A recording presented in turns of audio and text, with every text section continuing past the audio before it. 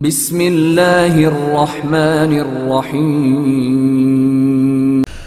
بسم اللہ الرحمن الرحیم ثم انہ ربما ینافی ما ذکرنا من عدم جواز بیع القسم الثانی من الوقف ما ورد الی آخرہ۔ گزشتہ درس میں ہم نے وقف معبد کی دو قسمیں بنائی تھیں کہ ایک وقف معبد تملیکی ہوتا ہے اور ایک وقف معبد فقی ہوتا ہے، تحریری ہوتا ہے۔ شیخ اعظم نے بیان فرمایا تھا کہ اس بیع الوقف میں ہمارا موضوع بحث وقف معبد تملیکی رہے گا، چونکہ جو وقف معبد فقی ہوتا ہے اس کی بیع کسی صورت بھی جائز نہیں ہے۔ یعنی اگر ایک شخص نے ایک زمین وقف کر دی ہے مسجد کے لیے، اب چاہے وہ زمین خراب ہو چاہے کچھ بھی ہو جائے، اس وقف شدہ زمین کو بیچنا جائز نہیں ہے، چونکہ شیخ اعظم نے ایک جملہ وہاں فرمایا تھا کہ لوگ وہاں غالباً جو الفاظ تھے شیخ اعظم کے وہ یہ تھے کہ فَإِنَّ الْمَوْقُوفَ عَلَيْهِمْ يَمْلِكُونَ الْإِنْتِفَاعَ دُونَ الْمَنْفَعَةِ۔ تفصیل سے گزارش کی تھی کہ مالک منفعت ہونا اور ہے، مالک انتفاع ہونا اور ہے۔ خوب، پس ابھی تک شیخ اعظم کا نظریہ یہی رہا اور واضح اور کلیئر رہا کہ جو وقف معبد فقی ہوتا ہے، جس کو ہم وقف معبد تحریری بھی کہتے ہیں، اس کی بیع کسی صورت جائز نہیں، اس لیے کہ کوئی اس پر اس کی منفعت کا مالک نہیں ہوتا۔ خوب، وہ ساری بحثیں اپنے مقام پر مکمل۔ آج کا درس اسی سے مربوط ہے، وہ تھوڑا سا کہ جناب ہم آپ کو دکھاتے ہیں، ہمارے سامنے کچھ ایسے اوقاف ہیں کہ وہ وقف فقی کے زمرے میں آتے ہیں، وقف تملیکی کے زمرے میں نہیں آتے، لیکن اس کے باوجود بھی ان کی بیع جائز ہے۔ اس کا کیا جواب دیں گے؟ موضوع کو سمجھ لیا کریں تاکہ بعد میں آپ کو جو ہے نا دلیل سمجھنے میں آسانی ہو کہ ہمارے پاس روایات موجود ہیں جو ایسے وقف کی بیع کے جواز پر دلالت کرتی ہیں کہ جو وقف تملیکی نہیں، وقف تحریری ہے، وقف فقی ہے، اور پھر بھی اس کے باوجود بھی اس کی بیع کے جواز پر دلالت کرتی ہیں۔ وہ کون سی؟ مثلا اگر کسی کو غلاف کعبہ ملے، غلاف کعبہ، آپ حج پر جائیں گے انشاءاللہ، آپ تشریف لے جائیں گے، وہاں دیکھیں گے کہ بیت اللہ کا جو کمرہ بنا ہوا ہے پتھروں وغیرہ سے، اس کے اوپر ایک بہت بڑا قیمتی کپڑا ہوتا ہے جس کو غلاف کعبہ کہتے ہیں۔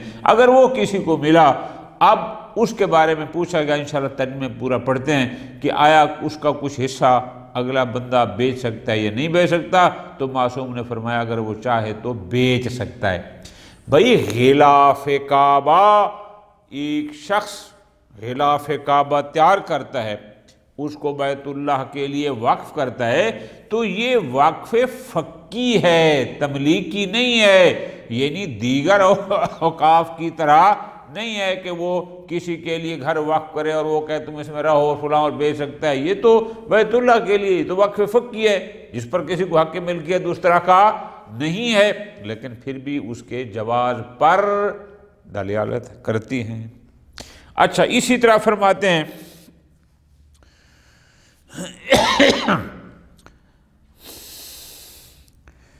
یہ جو مساجد کی چٹائیاں ہوتی ہیں، قالین ہے، پرانی ہو گئی ہے، اب ایک شخص آیا، یہ قالین لی، کوئی چٹائی لی، اس نے آ کر مسجد کے لیے وقف کر دی۔ اب خود جو مسجد کے لیے وقف کرنا ہے وہ کسی شخص کی ملکیت میں نہیں دے رہا، وہ تو مسجد کے لیے، تو یہ وقف فقی ہے۔ تو جب فقی ہے تو آپ کہتے ہیں کہ جناب اگر وہ قابل انتفاع نہ رہے تو اس کو جلانے کے لیے، اگر وہ فرق اور لکڑیاں ہیں تو جلانے کے لیے ان کو بیچنا جائز ہے۔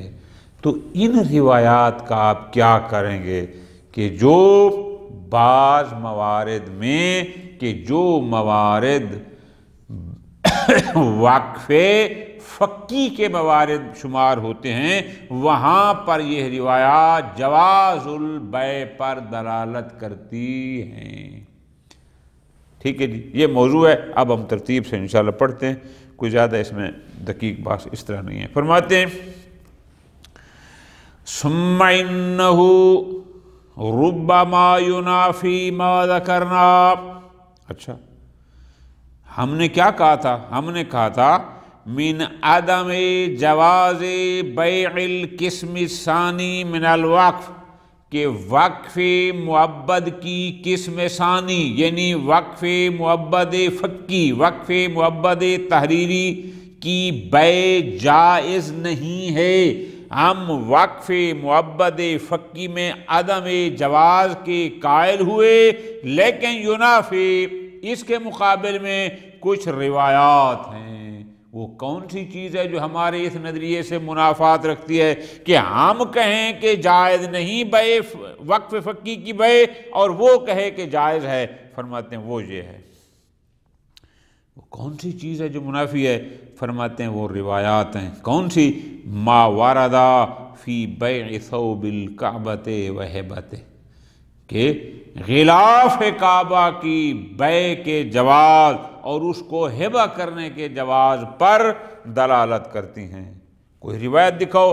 روایت یہ ہے، مثل روایت مروان بن عبد الملک قالا، وہ کہتا ہے سألت ابا الحسن علیہ السلام، میں نے امام موسیٰ کاظم علیہ السلام سے سوال کیا، عن رجل، ایک شخص ہے، اشترى من کسوۃ الکعبہ، اس نے غلاف کعبہ سے کچھ حصہ کو ٹکڑا خریدا، خوب، ما قضا ببعض حاجتہ، کچھ اس کو اپنی ضرورت تھی وہ اس نے پوری کی، وباقی بعضہ فی یدہ، لیکن ابھی بھی کچھ اس کے پاس باقی ہے، کچھ اس نے ضرورت پوری کر لی، کچھ اس کے پاس باقی ہے، تھا غلاف کعبہ۔ ٹھیک، سوال میرا یہ ہے، حال یصلح لہ ان یبیع ما اراد، کیا اس کے لیے صحیح ہے، یہ جائز ہے کہ جتنا وہ بیچنا چاہتا ہے اس میں سے اتنا وہ بیچ دے؟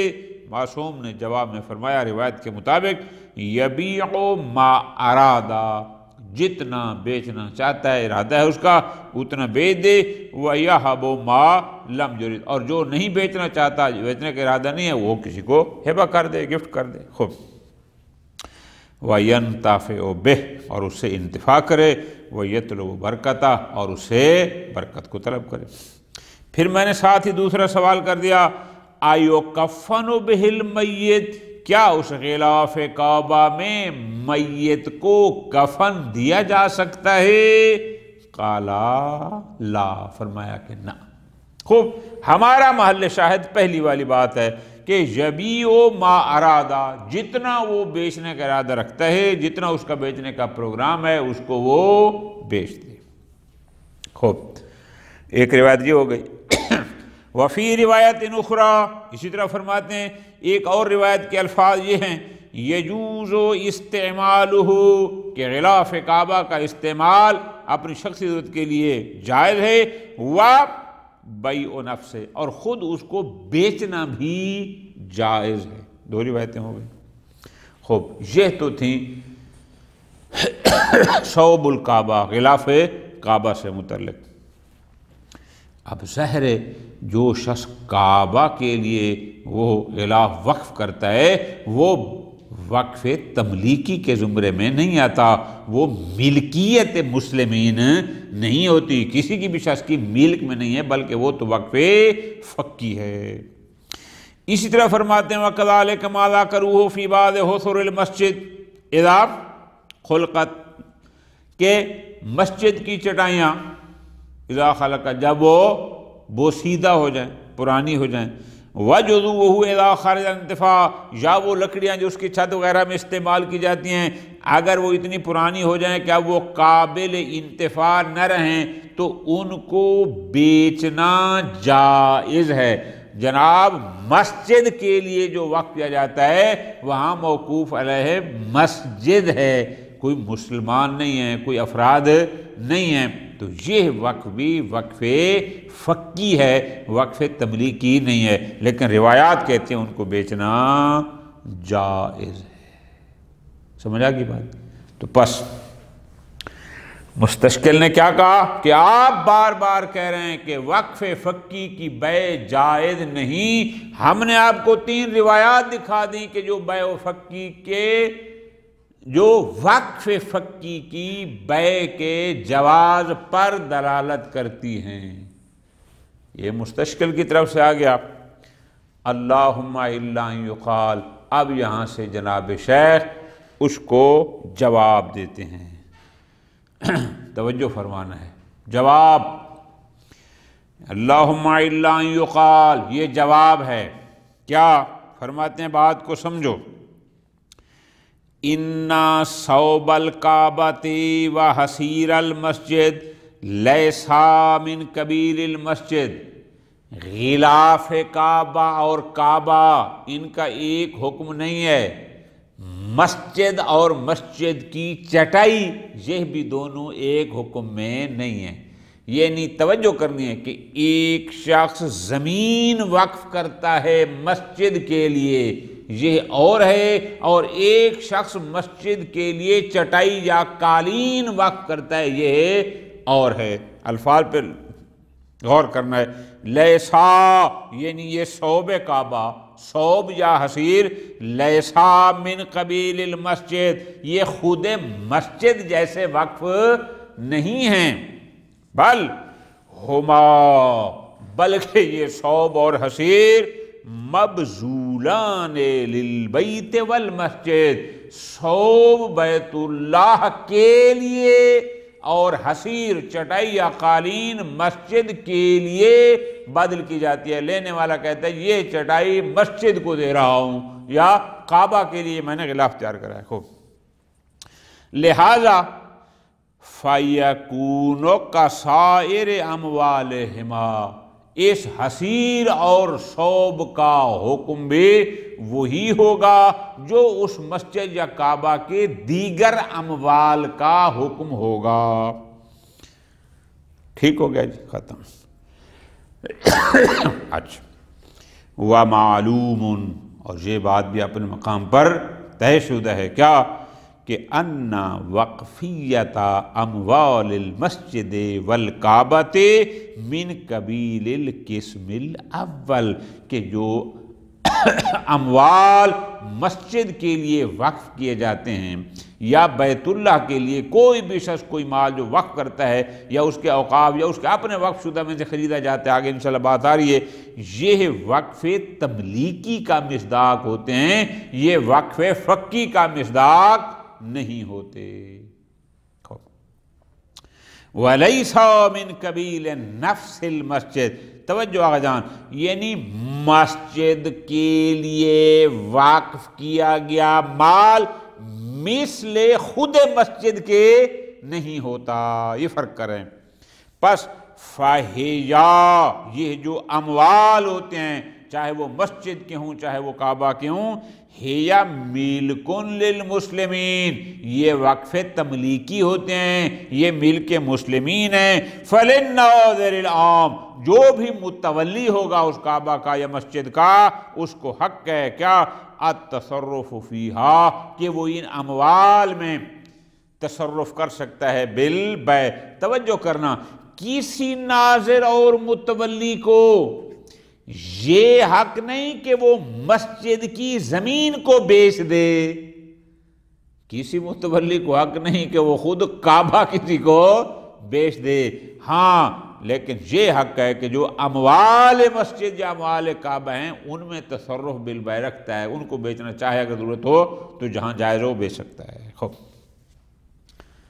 ٹھیک ہو جی، ختم۔ اب آگے ایک اور بات فرماتے ہیں، فرماتے ہیں غور کرنا ہے، یہ جو اموال مسجد ہیں یہ بھی دو طرح کے ہیں، لطف لینا ہے۔ کیسے؟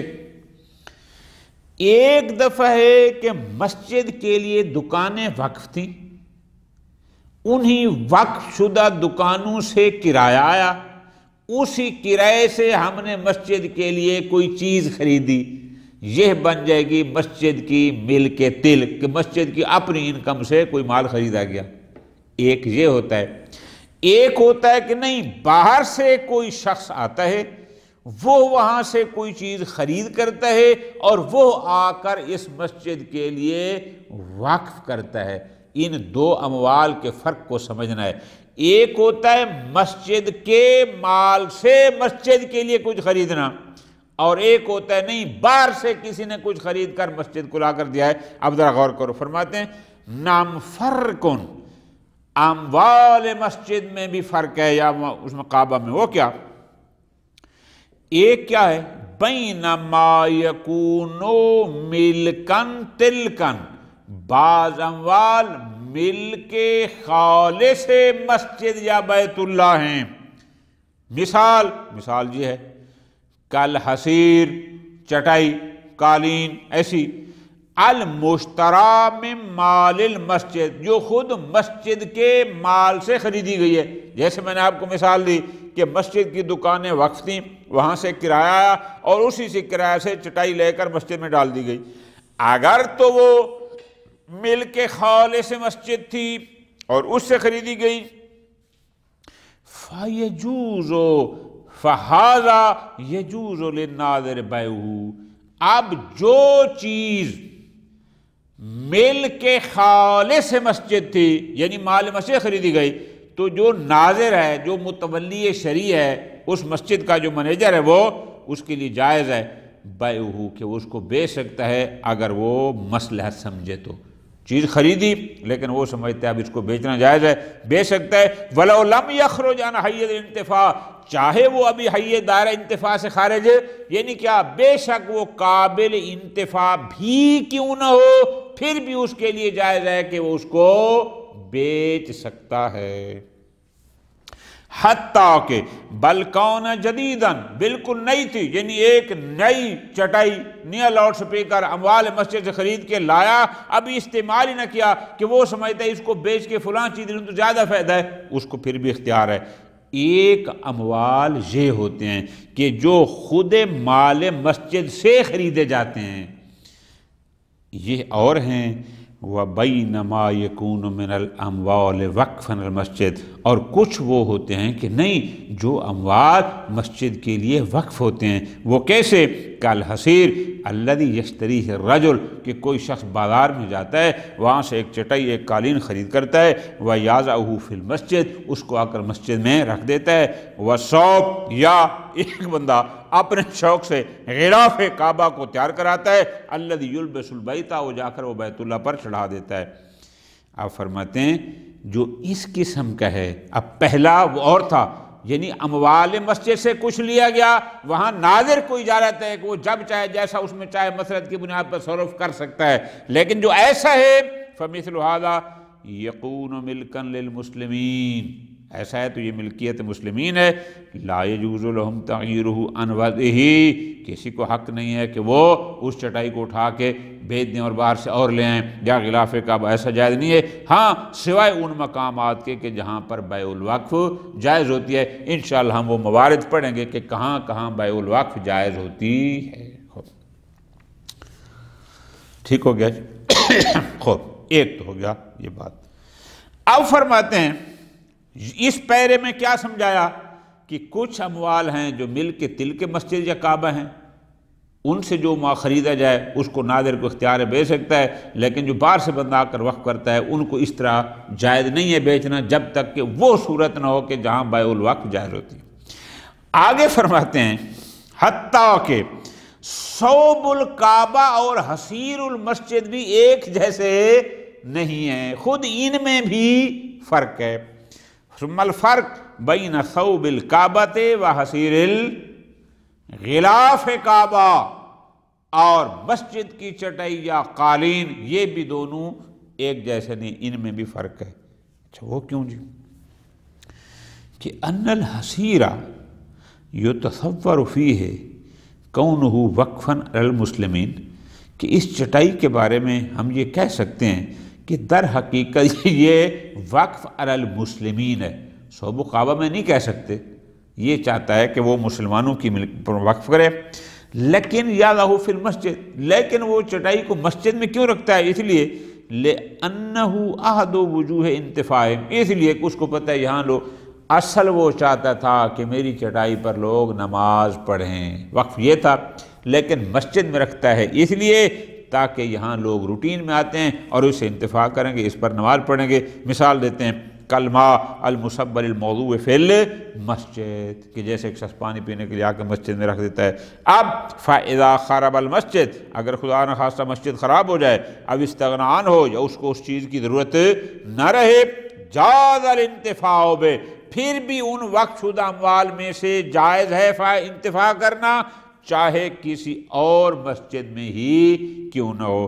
بل یمکن انتفاع بہ فی غیرہ، بلکہ یہ بھی ممکن ہے کہ ہم ان سے انتفاع کر سکتے ہیں اس مسجد کے علاوہ کسی دوسرے میں، چاہے اس کو حاجت بھی اس مسجد کو ضرورت بھی کیوں نہ ہو۔ کیوں؟ اس لیے کہ اصل تو تھا کہ وہ چاہتا تھا وقف علی المسلمین، لوگ نماز پڑھیں، لوگ پانی پئیں، لیکن مسجد میں صرف اس لیے رکھا کہ یہاں روٹین میں لوگ آتے ہیں پڑھیں گے، مقصد تھا کہ لوگ نماز پڑھیں، وہ چاہے اس مسجد میں پڑھیں چاہے اس مسجد پڑھیں۔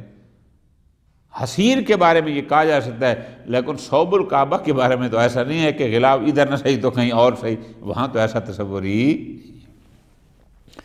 خوب،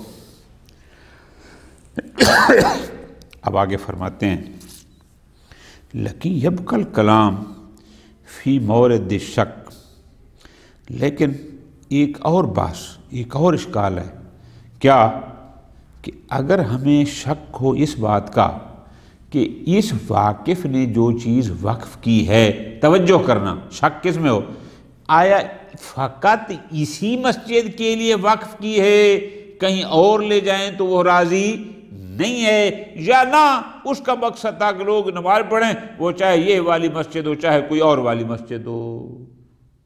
ایسے مورد میں کیا کریں گے؟ مثلا مثل ما اذا فرش حصیرا فی المسجد، ایک شخص نے مسجد میں چٹائی بچھائی، او وضع حب ماء فیہ، حب کہتے ہیں مٹکے کو، جو زمانہ قدیم میں مٹکے ہوتے پانی کے، یا اس میں اس نے پانی کا مٹکا رکھا، تو اب اس میں شک ہے کہ آیا اس کا مقصود فقط اسی مسجد میں انتفاع کرنا ہے یا کہیں بھی ہو سکتا ہے؟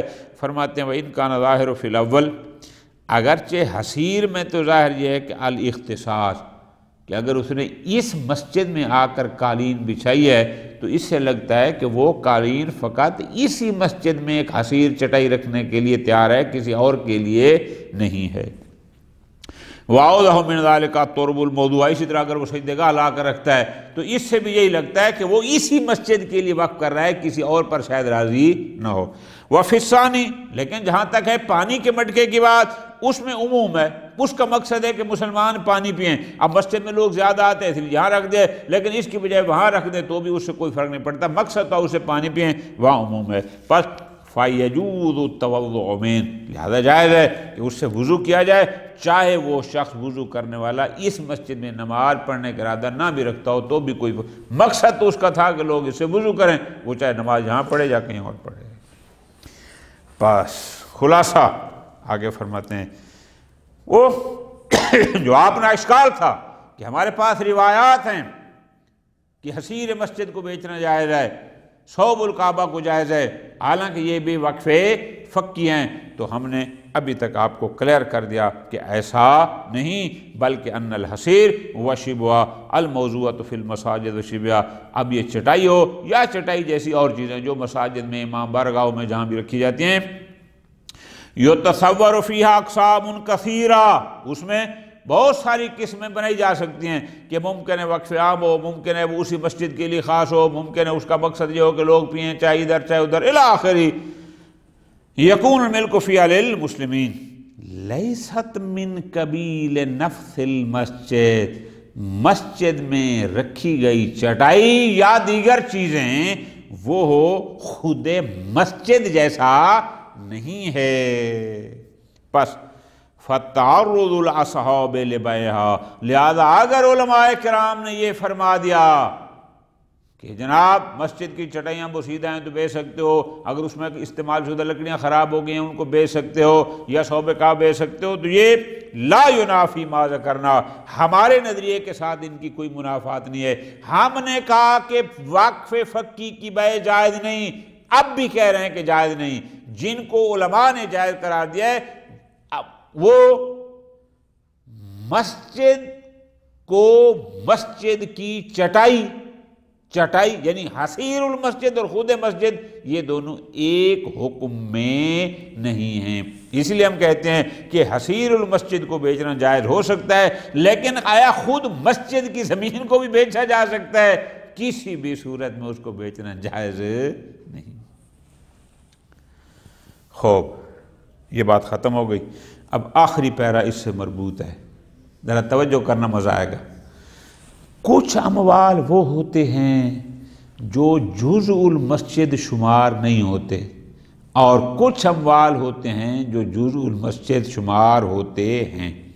ہمارے پاس پلاٹ تھا، ہم نے اس پلاٹ پر مسجد بنائی، اس میں اینٹیں لگائی، اس میں سریا لگایا، اس میں گارڈر یا ٹی آر ڈالے، جو بھی تھا، ان سے ایک کمرہ تیار ہو گیا۔ ہم کہتے ہیں کہ ھذا مسجد، اور اس میں ہم نماز پڑھتے ہیں۔ ایک ہوتا ہے جیسے چٹائیاں باہر سے لے آنا، لاؤڈ سپیکر لے آنا، ایک یہ اموال ہوتے ہیں۔ اب آیا وہ مال جو اس مسجد کی جز بن چکا ہے، یعنی اس کی بلڈنگ کی، بس مسجد گری ہے، اب آیا اس کی اینٹیں بیچ سکتے ہیں؟ نہیں بیچ سکتے۔ اب اینٹیں تو اجزاء ہوگی اس کی بنیاد کی، یا اس میں سے کوئی سریہ وغیرہ نکلا ہے، توجہ کرنا ہے۔ فرماتے ہیں نام ما ذکرنا لا یجری فی الجزء المنکسر من جزوء المسجد التی ہی من اجزاء البنیان۔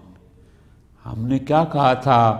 اموال مسجد کا حکم خود مسجد والا نہیں ہے، لہذا ان کو بیچنا جائز ہو سکتا ہے، لیکن آپ فرماتے ہیں لیکن بعض چیزیں ایسی ہوتی ہیں جو اس بنیاد مسجد کا جز ہوتی ہیں۔ مثلا جز یعنی وہ لکڑی جو اس کی چھت کا حصہ تھی، یا بعض علاقوں میں ہم نے دیکھا ہے خود دیواروں میں لکڑیاں لگاتے ہیں، یا آج کل کے دور میں جیسے سریا استعمال ہوتا ہے فلاں، کیا یہ بھی اسی طرح ہیں؟ ان کو بھی بیچنا جائز ہے؟ فرماتے ہیں لا یجری، نہ ان کا حکم اور ہے۔ بان المحقیہ، لیکن ہم دیکھتے ہیں کہ جناب علامہ اور ان کے فرزند فخر المحققین اور شہید اول، شہید ثانی اور محقق ثانی نے ان سے کہا کیا ہے؟ جواز بیع، وہ کہتے ہیں کوئی حرج نہیں، ان کو بھی بیچنا جائز ہے۔ ہاں وَإِنِ اخْتَلَفُوا فِي تَقْيِيدِ الْحُكْمِ، البتہ بعض کہتے ہیں کہ مطلقاً جائز ہے، اور بعض کہتے ہیں کہ نہیں اگر ان سے انتفاع نہ ہو سکتا ہو، وہاں استعمال نہ ہو سکتی ہوں تو بیچنا جائز ہے۔ لیکن بہرحال کلی جواز بیع کہہ لیں، قید اور اطلاق میں تھوڑا سا ان کا فرق ہے۔ خوب، انشاءاللہ آگے ہم بات کریں گے۔ آپ فرماتے ہیں إِلَّا نَلْتَزِمُ بِالْفَرْقِ، لیکن اگر ہم اس کے قائل ہو جائیں کہ جناب کوئی حرج نہیں، ایک ہوتی ہے ارض المسجد زمین، اور ایک ہوتی ہے بنیان المسجد، یعنی اس پر جو کمرہ، جو حال ہم نے بنایا ہے۔ فرق ہے کہ جو اصل زمین ہے اس میں ہم وقف فقی کے قائل ہو جائیں، اور اس پر جو حال ہم نے اوپر تعمیر کیا ہے اس میں وقف تملیکی قائل ہو جائیں، لہذا اس کے بیچنے کے جواز میں جماز میں بات ہو سکتی ہے، لیکن خود زمین کے جواز کی اصلاً بات نہیں ہو سکتی۔ یعنی ہم فرق کریں پلاٹ کی اور اس پلاٹ پر بننے والے کمرے کی، یعنی کیا ہم یہ کہیں کہ جو پلاٹ ہے وہ وقف فقی کا مصداق ہے، اور جو اوپر حال بنا ہے وہ وقف تملیکی کا۔